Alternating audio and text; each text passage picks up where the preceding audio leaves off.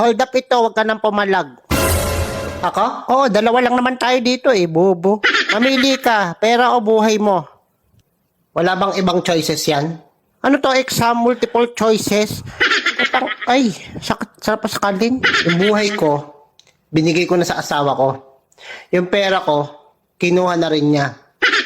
Hold upper ka ba o nang-aasar? Wala ganun, hindi ka binibigyan ng pera? Nang-aasar ka yata eh.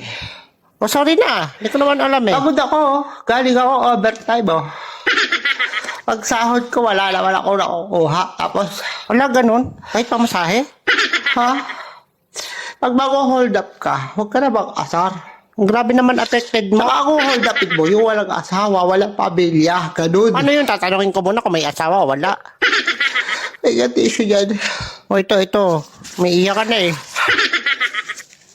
Pag hold up lang, walang asaran. Hindi ko naman alam eh. Ang iinis ka eh. Sige, sa susunod tatanungin ko kung Suka sige. mo, nabubuli ka pa eh. Nag-hold up ka na, nabubuli ka pa. Hindi ko nga sadya, hindi ko alam. Dalawang kaso yan. Wala ganun ba yun? Bullying and hold upping. Uy, totoo yun? Meron yata nun. Sige na, hindi na kita hold upin. Hingan mo pa akong tiso. Sige na, Hayop. balis ka sa harap ko na. Alibad-baran ako sa mukha mo. Ito na, paalis na. Hindi ko naman alam na under ang hayop ka eh.